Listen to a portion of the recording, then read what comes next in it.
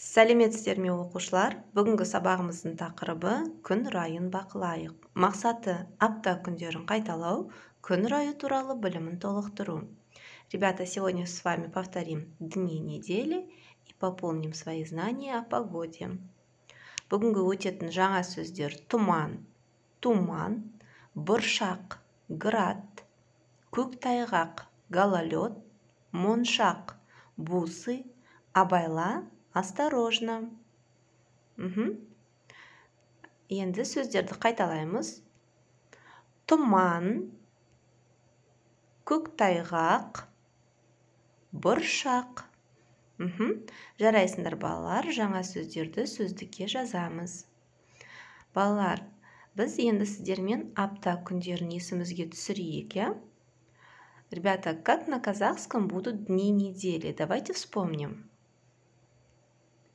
Дүйсенбі, сейсенбі, сәрсенбі, бейсенбі, жұма, сенбі, жексенбі.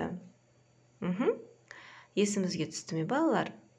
Жарайсыңдар, енді келесі бірінші тапсырма кесте бойынша күн райын болжап айт. Вам нужно в первом задании написать погоду по дням недели. Мысалы, дүйсенбіде күн бұлтты болады. То есть в понедельник день будет облачным. Да? Теперь по данному образцу вам нужно сказать, какая же будет погода со вторника по воскресенье.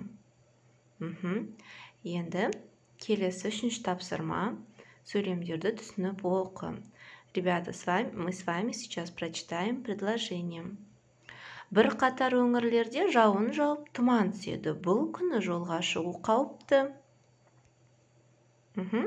Екінші, аздап жел соғып, артынан боранға ұласады. Үшінші, күн райы бұлттанып, жаңбыр жауады.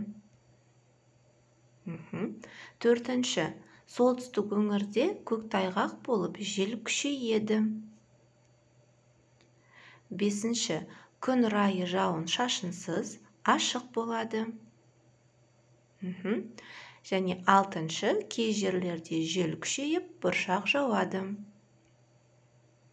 Енді балалар, сөйлемдерді тағы бір рет оқимыз, және келесі тапсырманы орындаймыз.